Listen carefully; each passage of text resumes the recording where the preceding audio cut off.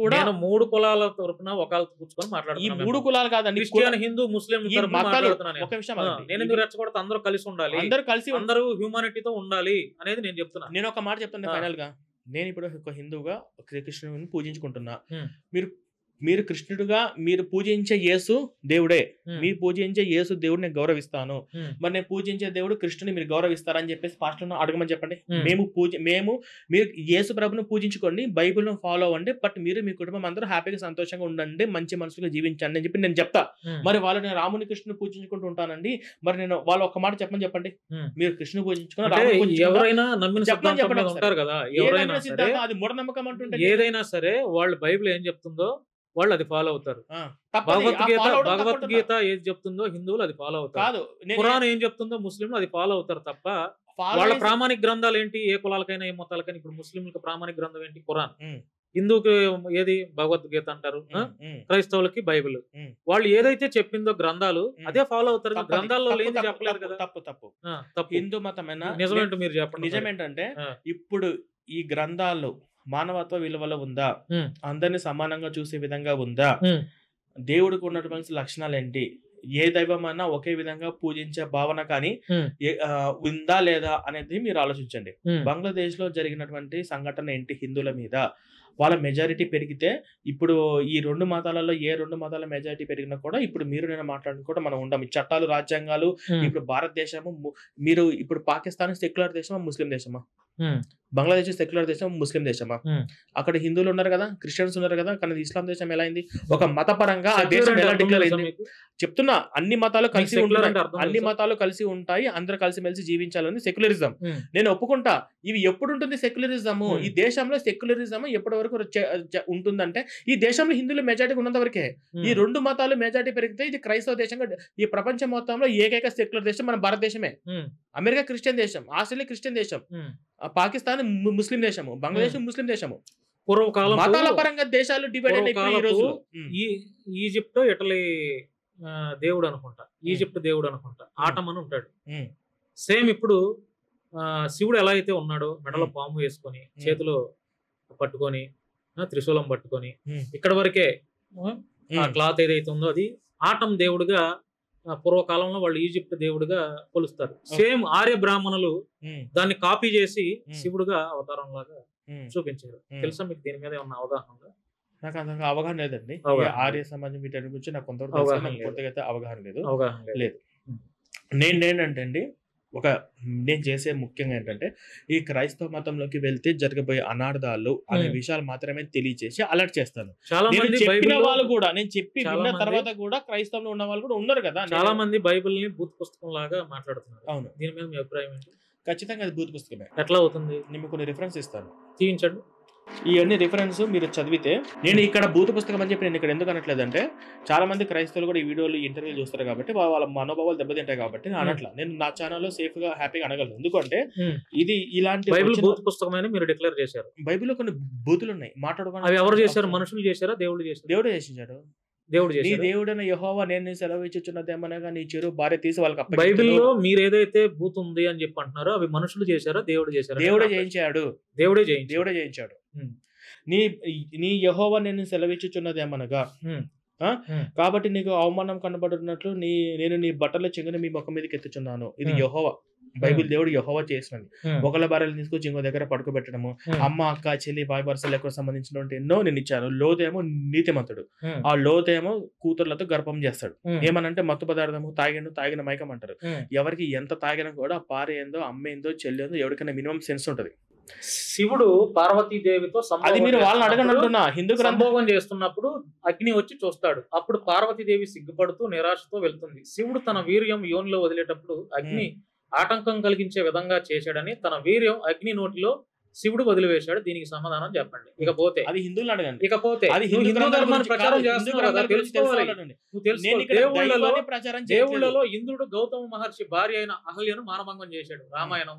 జలంధరుని చంపేందుకు జలంధరుని భార్య అయిన స్కంద విష్ణువుచే మానభంగం చేయబడింది. శివపురాణం. శంఖచూడుని భార్య అయిన తులసి శివునిచే మానభంగం చేయబడింది. బ్రహ్మ వైవర్త పురాణం. ఆ బ్రహ్మ తన సొంత కూతురుని మానభంగం చేశాడని అభియోగంతో అతన్ని పూజార్హత నుండి తొలగించడం జరిగింది. భాగవత పురాణం. బ్రహ్మ తన పుత్రికైన సరస్వతిని పరిణామాడు. బ్రహ్మ పురాణం. మరి ఈ గ్రంథాల్లో కూడా ఉంచుకొని మీరు ఎదుటి గ్రంథాలని ముస్లిం క్రైస్తవులు ఎలా మీరు ఇవన్నీ నేను అనే నా సొంత మాటలు కాదు ఇవి.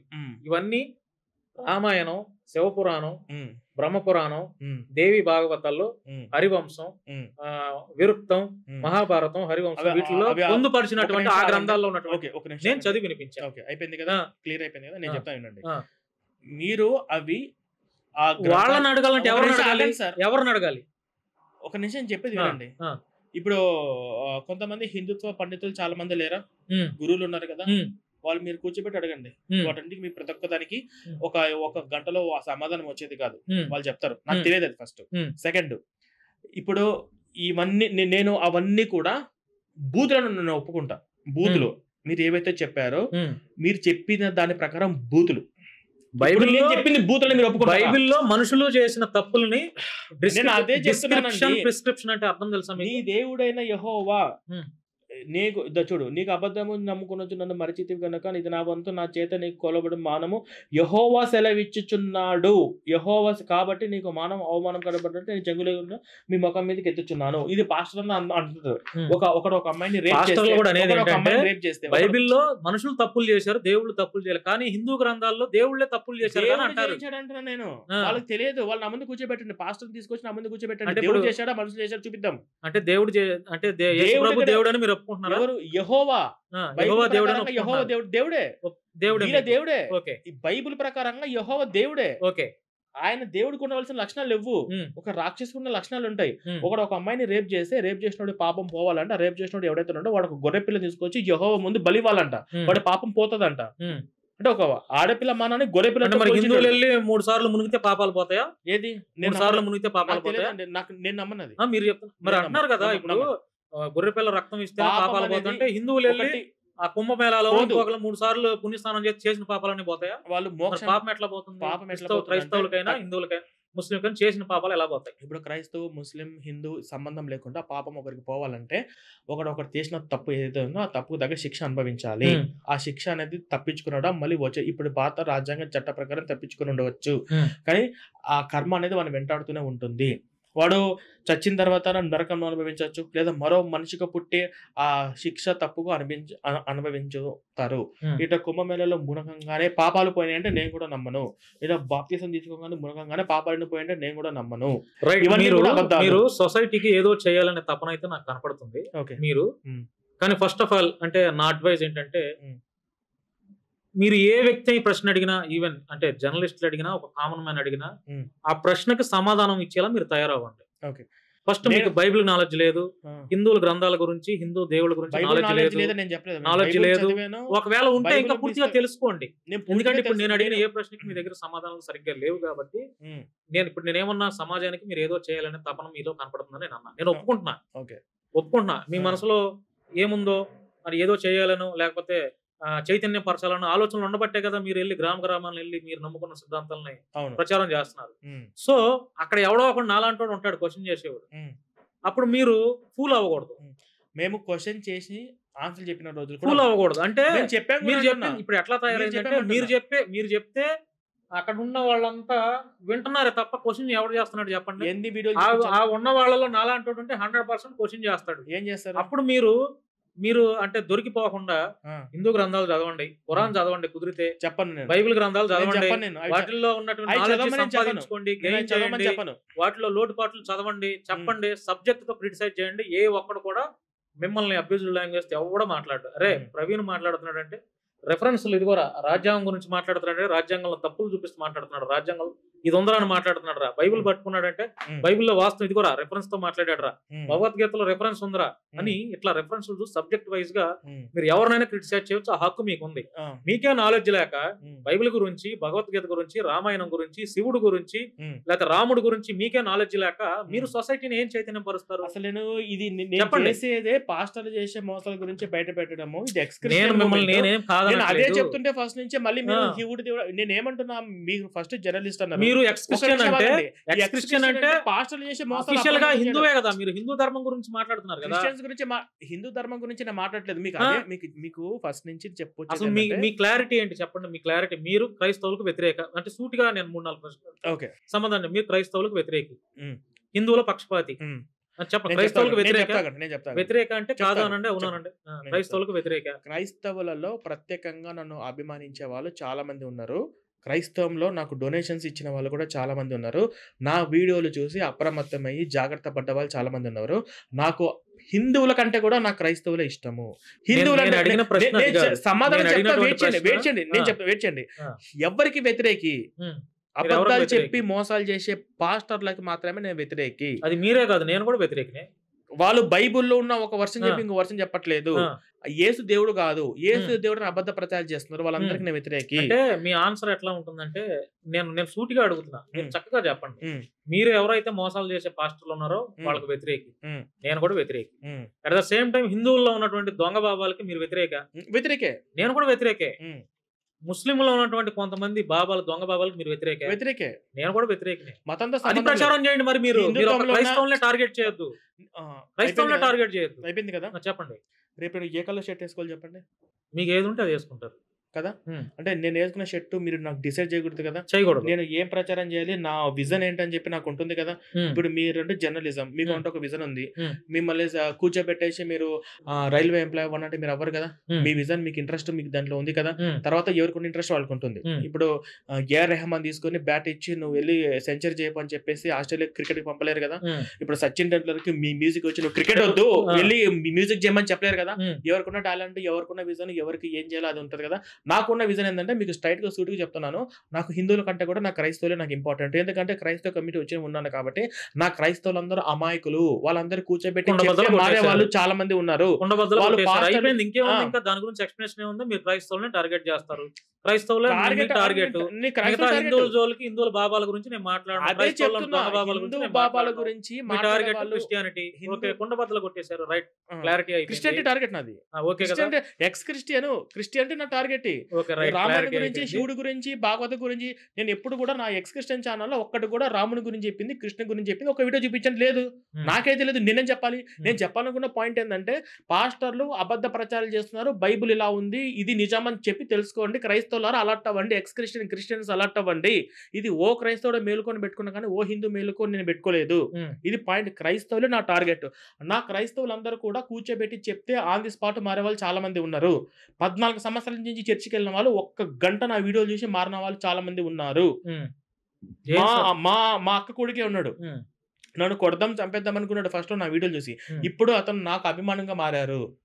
ఫస్ట్ ఏంది కేసు గురించి ఇట్లా మాట్లాడుతాడు, బైబిల్ గురించి ఇట్లా మాట్లాడుతాడు, ఏంది బావని అది చెప్పేసి మా అక్క కొడుకే నన్ను కొడదాం అనుకుని మా ఊర్లో అనుకున్నాడు, వాళ్ళ ఊర్లో. కానీ ఇప్పుడు నా వీడియోలు చూడంగా నా వీడియోలు చూసి పాస్టర్లు చెప్పేది కంపేర్ చేసుకొని తర్వాత బైబిల్ చదివి ఓహో ఇలా ఉందా అలా ఉందా, అరే ప్రవీణ్ మామ తప్పుగా అర్థం చేసుకుని చెప్పి నాకు క్షమాపణ చెప్పినటువంటి సందర్భాలు చాలా ఉన్నాయి. మా అక్క కొడుకు లాంటి వాళ్ళు చాలా మంది ఉన్నారు సమాజంలో. ఒకటి ప్లాట్ఫామ్ చూపిస్తే క్రిస్టియన్స్ అందరికి, ఇది చదువుకున్న పిల్లల దగ్గరికి, స్టూడెంట్స్ దగ్గరికి, క్రైస్తవులందరికీ వెళ్తే వాళ్ళు ఇప్పుడు మీకు తెలియట్లేదు ఎంతమంది దయ్యాలని చెప్తూ జనాలు మోసం చేస్తున్నారు. క్లోరోఫామ్ ఇచ్చి ఎంతమంది అమాయకుల్ని మీరు టచ్ అనగానే కింద పడేసి ఆడపిల్లలందరూ గిలగిల కొట్టుకుంటా ఉన్నారు. వాళ్ళందరినీ మీరు ఎందుకు ప్రశ్నించట్లేదు? వాళ్ళందరూ అలా చేసే ఎవరైనా సరే మొత్తము నేను 100 నా కాడ పెన్ డ్రైవ్ ఉంది. పెన్ డ్రైవ్ లో మొత్తము దగ్గర 40 మంది పాస్టర్లకు సంబంధించి మేము దయ్యాల వల్ల కొడుతున్నాం, చేతబడి చేసే వాళ్ళు వల్ల కొడతామని ఉన్నాయి. ఇప్పటికిప్పుడే వీల్ చైర్ మీద వచ్చి లేచి పరిగెత్తిన సందర్భాలు ఉన్నాయి. అవి నిజమని చెప్పి నమ్మి ప్రాణాలు పోయిన వాళ్ళు చాలా మంది ఉన్నారు. మీరు వాటిని ఎందుకు ప్రశ్నించారు? మీరు వాటి గురించి ఎందుకు వీడియోలు పెట్టారు? ఆ తర్వాత ఇటువంటి పాస్టర్లు కేవలం మతం పేరుతో కుటుంబాల మధ్య కలహాలు ఎలా సృష్టి అవుతారో నాకు తెలుసు. మీరు ఊహించిన దానికంటే కూడా మీకు 100 రెట్లు క్రైస్తవ పాస్టర్ ప్రమాదకరం. ఈ దేశంలో అత్యంత మెయిన్ ప్రమాదకరం ఏంటంటే ఈ క్రైస్తవ పాస్టర్లు, ఈ మత మార్పిడి, ఈ క్రైస్తవ మతం నేర్పించే బోధనలే ప్రమాదకరం. మీకు తెలుసా? నేను చూసా మా పిన్ని దగ్గరకు వచ్చి ఇట్లా కడుపు మీద చేయబెట్టి మీకు ఆడపిల్ల పుడుతుంది, మగపిల్ల పుడతాడు, నేను జేసుప్రభుని అడిగి చెప్తానని చెప్పేసి నా కళ్ళ ముందు అన్నాడు 8th క్లాస్ లో. ఎంతవరకు కరెక్ట్ ఇవన్నీ? వాళ్ళు మతం మార్చడం కోసం భార్యాభర్తల మధ్య గొడవలు సృష్టిస్తారు, అన్నదమ్ముల మధ్య, అక్కా చెల్లెల మధ్య రాకపోకలు, ఎన్ని బంధుత్వాలు విడిపోతాయి. ఆడపిల్లలు ఎంతమంది మీకు బయటకు వచ్చినాయి. మొన్న ఒక అమ్మాయిని యేసుప్రభుని చూపిస్తా అని చెప్పి ప్రెగ్నెన్సీ చేశారు. అట్లాంటి చేపించుకునే చాలా ఉన్నాయి కానీ బయటకు వచ్చి తక్కువే. ఆడపిల్లలు లొంగ తీసుకునే ఎన్ని ఉన్నాయి బైబిల్ వచనాలు చూపించి మేము స్వస్థతలు చేస్తాం మాకు దేవుడు ఇవి ఎన్ని ఉన్నాయి. ఆడపిల్లల్ని లొంగ తీసుకునే ప్రతి మతంలో ప్రతి బాబా చేస్తున్నాడు, ప్రతి పాస్టర్ చేస్తున్నాడు. పాస్టర్ ప్రాబ్లం ఏంటంటే మీరు ఒక క్రిస్టియానిటీలో ఉన్నటువంటి వాళ్ళని నేను క్రిస్టియానిటీ బయట పెట్టడానికి ఉన్నారు కాబట్టి మరి హిందువుల్లో కూడా మీరంతా సెక్యులరిజం లేకపోతే అందరూ బాగుండాలి, తప్పు చేసిన వాడు ఎవరినైనా నేను క్రిటిసైజ్ చేస్తాను, వాడిని కడిగేస్తాను, ప్రశ్నిస్తాను, చీరేస్తానని మీరు అనుకుంటే మిగతా వాళ్ళల్లో కూడా మిగతా కులాల్లో తప్పులు చేసే వాళ్ళని కూడా మీరు క్వశ్చన్ చేయాలి. ఇక్కడ కులంతో సంబంధం లేదు, క్రిస్టియన్ ఇప్పుడు కులంతో సంబంధం లేదు. ఇక్కడ చెప్పేదంటే క్రిస్టియన్స్ చేసే ఫ్రాడ్స్ ఎక్స్పోజ్ చేయడానికి మాత్రమే నేను ఉన్నా. రైట్ ప్రవీణ్ గారు, రైట్ మీరు చెప్పాల్సింది చెప్పారు, ప్రజలు డిసైడ్ చేస్తారు. నా ప్రశ్నలకి మీరు చెప్పిన సమాధానాలు కరెక్ట్ అయినా లేకపోతే నేను తప్పు అడిగానో ఏదనంటే అల్టిమేట్ గా ప్రజాస్వామ్యంలో ప్రజలే న్యాయ నిర్ణేతలు. దీని మీద వాళ్ళ అభిప్రాయాలు కూడా తెలుసుకుందాం, కామెంట్లు కూడా చూద్దాం. మనం చూసి కుదిరితే వాళ్ళ కామెంట్లు చూసి వాళ్ళ అభిప్రాయాలు చూసి కుదిరితే మరొక ఇంటర్వ్యూ చేద్దాము, మరొక పాస్టర్ తో కూడా డిబేట్ పెట్టే ప్రయత్నం అయితే చేస్తాను.